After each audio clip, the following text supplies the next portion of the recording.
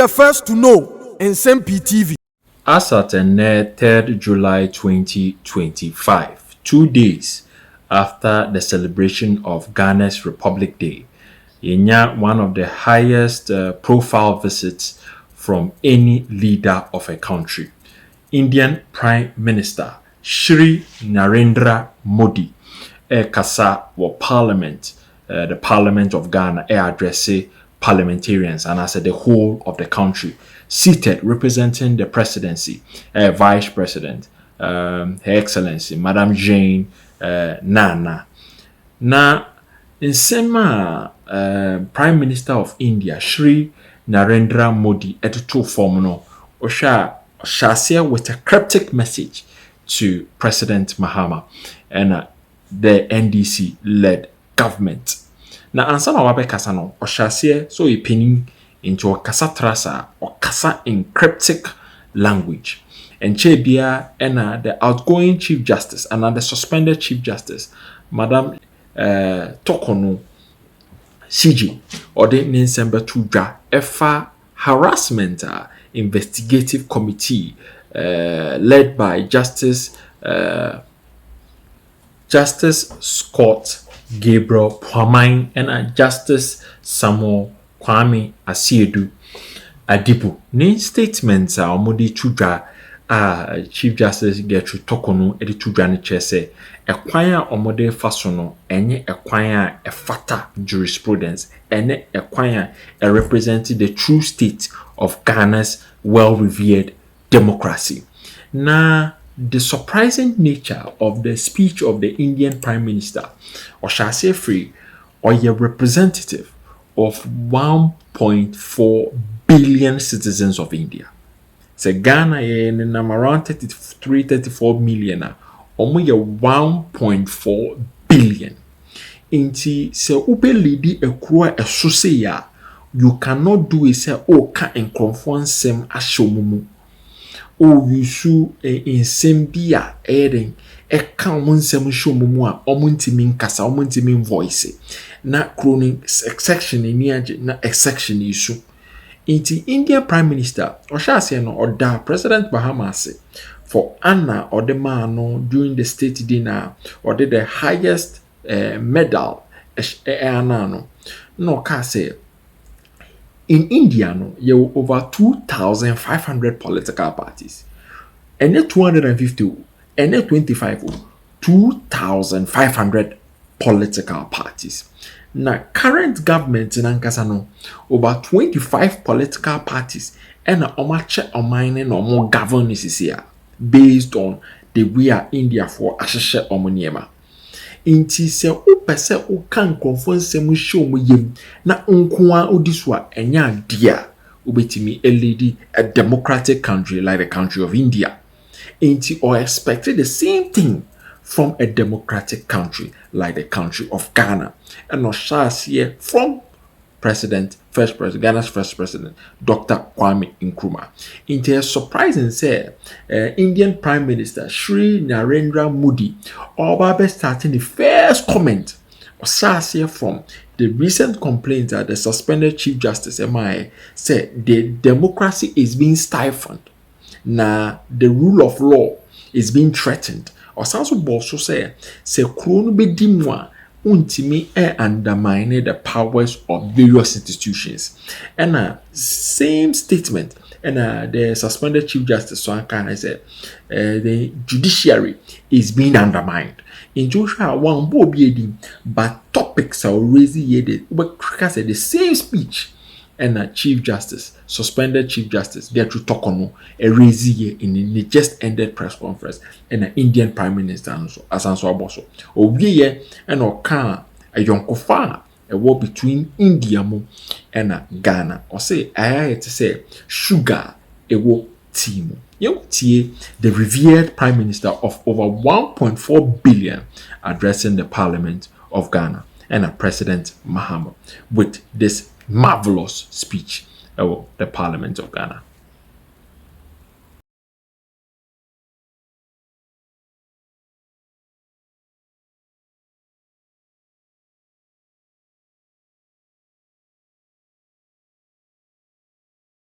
The Ghana Police, we have the Immigration Service, we have the Judiciary. Judiciary has come to number 3. It used to be the previous post. I think it was still number 3. It was EC that has jumped from 7 to 4th.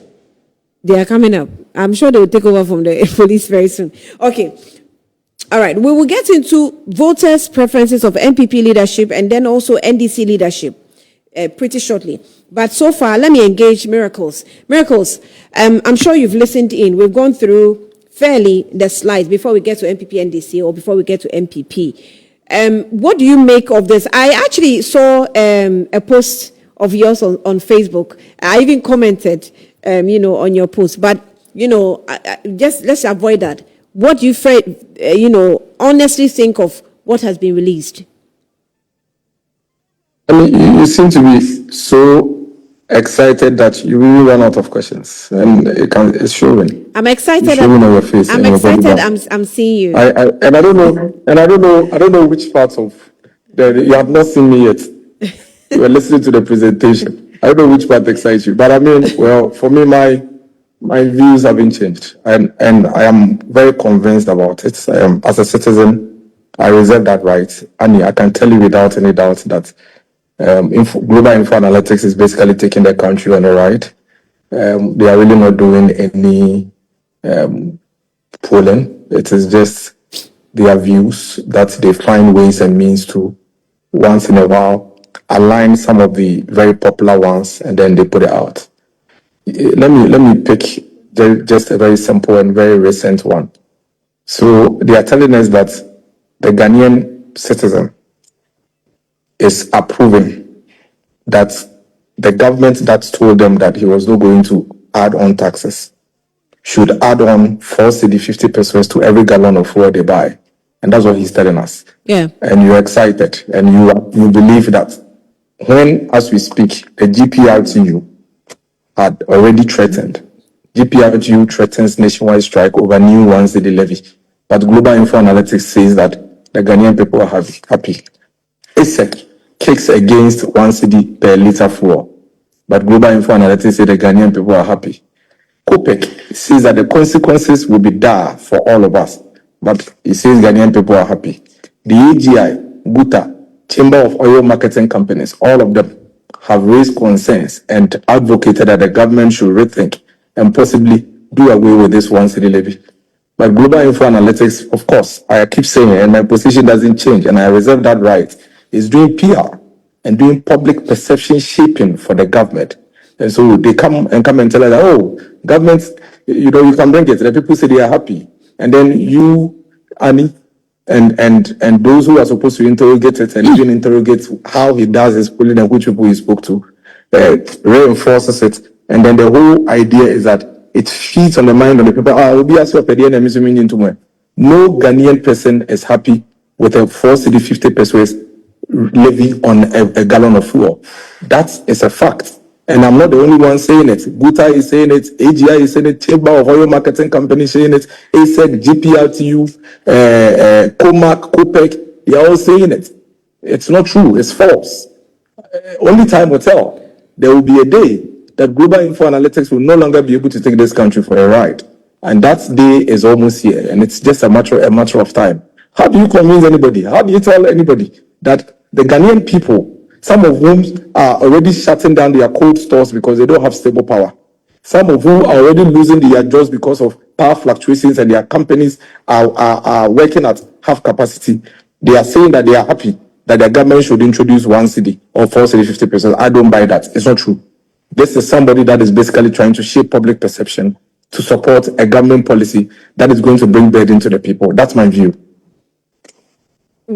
The issue you have stated and all the institutions that have spoken about the 1 cedi charge per litre, you are looking at it according to trend. Global Info Analytics went on the ground to gather data. Sometimes it's different. If you follow, I'm sorry. If you follow what, sorry, no, say it again. They didn't go anywhere. I'm telling you, Global Info Analytics went to nowhere. They are just doing PR for the government. They are shaping. They are trying to influence people's perception. That is also part of sociology. It happens. Were you not here when the same Global Info Analytics, when this government decided to hound the Chief Justice, came to announce on his Facebook wall that majority of Ghanaians support the removal of the Chief Justice? Were you not here? That was even under 24 hours. He didn't Were you not in this announce. country? He didn't announce. He released a poll.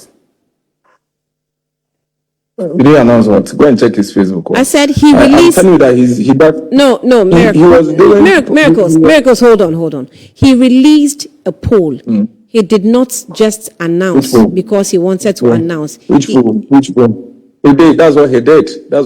As we are having this conversation, tomorrow morning you see my name is in one of his polling. And I'm the reason why Ghana's economy is struggling. Just criticize him and you find yourself in his polling. I'm telling you that it's just a matter of time. I want it to be put on record when the day comes that I, Miracles, saw this and I wasn't fooled. Okay, so Miracles, how can you tell us we this? have, okay, as media people, we have interviewed a lot of pollsters. Some of them, their polls came to pass, others didn't. I remember the last one I saw from Mr. Ben Efson, he actually came to apologize for not getting the polling right.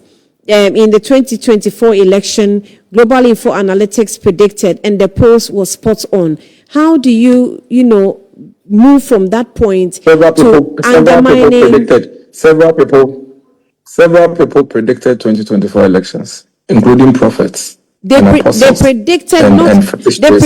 You see, I cannot sit here as a media person and use what a prophet says to do my story. I can only deal with data and facts. You are telling me that they predicted, and I'm telling you there's so many other people who predicted. So I'm simply making a point. Yes, but I'm saying that the difference is that Global Info Analytics predicts with data. Pastors will predict spiritually. I can't deal with that. Let me make my point. I am telling you that, and you see, just let's allow you to be on record. You can disagree with me, obviously, because you were overly excited with some of the things, including paying additional levy. You are also overly emphasizing on my excitement. I said I saw your face and I was happy. That's all. Why are you gagging me? Let it be on record that I, Dennis Miracle Sabuaje, has seen through the skewed and biased nature of Global Info Analytics for the past 2-3 years. And I insist that they were doing a hatchet job for the NDC in opposition. And all he's doing now in government is to transit from what he used to do for the NDC in opposition and bring it to government. This guy, that's what he's doing. And so now he looks at what is going on. In order to support what the government wants to do, he comes to announce that everybody agrees to it. Then he goes around doing PR, in support of it, and then creates the impression that the Ghanaian people are happy to come and pay additional levies to the government when they are already struggling. It's okay. It's a matter of time. So that's what I'm saying. So from your trend, Ghanaians are not happy to pay any taxes, nothing. Or your observation? Because not just my trend. I have mentioned to you specific institutions who are an aggregation of the Ghanaian people. I've mentioned AGI. I've mentioned GUTA. I've mentioned Chamber of Oil Marketing. ASEC kicks against 1 cedi per litre fuel. GPRTU threatens nationwide strike over 1 cedi levy. The consequences will be dire for all of us. COPEC on 1 cedi levy. I'm not the one saying it. These are Ghanaians who are saying it. Which Ghanaians the Global Info Analytics speak to? So this institution. Are you happy? Are you happy to pay 4 cedi 50 pesos for a gallon of fuel? Are you happy? If I pay taxes and the taxes will be used for what it was meant for, I'll be happy to pay. Since when did you form this opinion? In the last 6 months? No. In the last 6 months, that's when you formed this opinion? No, Miracles. So since when? Which of your taxes were not used for what it was meant for which reason why you are not happy to pay for? Miracles. Before you kicked against e-levy, had e-levy been collected for you to know whether it will be used for what it was supposed to be used for or not? What was you Miracles? Simply said that the economy was difficult. Take your time. What was e-levy meant to do? E-levy was meant to deal with several other things, including road infrastructure. It was mentioned categorically in the e-levy Act. You can go and check and read it. It was mentioned. You can go and check and read it. Before it was even passed, you kicked against it. How did you know it was not going to be used for what it was meant for at the time you kicked against it? Okay. And so today you are telling us that if a levy will come and will be used for its purpose, I am for it. When did you form this opinion? Levy, Miracles, you were on radio and you said to the whole Ghana or the whole country that you don't know if the NDC as a party or the government has cast a spell on Ghanaians because you expect a certain sad reaction from the people and you are not seeing it. Someone goes on the ground to collect data. You mentioned institutions. Remember that the institutions represent a section of people. Data collection is random. Please hold on. Data collection is random. I'm sorry. Let me land. Data collection is a random. Is a random question given to random people and sampled. There's a sample size that the institution deals with. How do you compare institutions that represent a group of people to random sampling that has been done? How? The membership of GPLTU. Because you yourself said that you don't know if government has cast a spell on the people. You've asked me a question. So why are you giving? You've asked me a question. Let me answer. The membership of GPLTU is probably even more than the sample number that Global Info Analytics use for this survey that you are so much excited about. Do you know the membership of GPLTU? Their membership is probably bigger than the sample size you use. GPLTU is an institution that represents a body. How many people did Global Info Analytics speak to come to this conclusion? Which people are those people? How many are they? And you think that represents the view of over 36 million people? And so that view is sacrosanct. But that of GPRTU, that one is a representation of a group of. When GPRTU are the ones who are actually going to enable this levy and its impact on the people. How is research? So if you conduct research, all professionals who have conducted research with a sample size of say 2,000 of a whole Ghanaian population, and they bring you the outcome of the research, are you going to say that 2,000 sample size is not significant enough to represent the whole country? Is that the purpose of research? I haven't questioned the sample size. So what are you questioning? I haven't. I questioned you when you questioned GPRTU. That is. I was only making a point with that. When you questioned GPRTU, I was only telling you that you cannot downplay GPRTU's views. When their membership could even be more than the sample size. That's the point I am making. Don't go into sample size. I haven't gone into that yet. I am telling you that the point you made about trying to discredit the GPRTU view because it's an institution representing a few. That is when I made that point to let you know that GPRTU and its members could actually cut across the country even more than the sample size that was used, because GPRTU is everywhere, in every corner in this country. That is the point I was seeking to make. But you cannot conduct research on that basis. The fact that GPRTU is everywhere, when leadership of GPRTU speaks, every member of even within GPRTU, if you conduct a research, it will surprise you the number of people who will give you the responses according to the questions.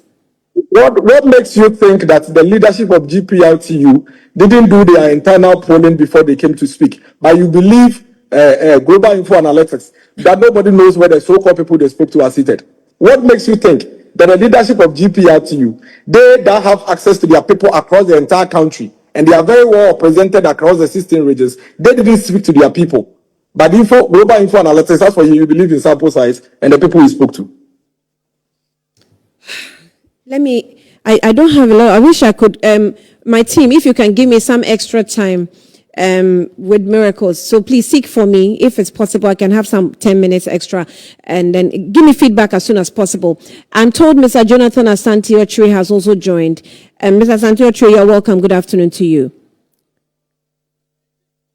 Good afternoon, Annie. Okay, political analyst. He's Mr. Jonathan Asante-Okyere. Just a few minutes. I'm so sure. Sorry, I'm pressed with time. But how do you respond to the recent post that is being released by Global Info Analytics? We always actually host him, and as and when he goes wrong, I'm sure we'll give it to him like that. But Miracles has also indicated his position on the recent post that has come out that I think the number one accusation is that global info analytics has always played to the gallery of the current administration and is not necessarily speaking to anybody. It's just playing politics with all the information that it tries to come out. Significant of it is the recent post he released about the office of the Chief Justice.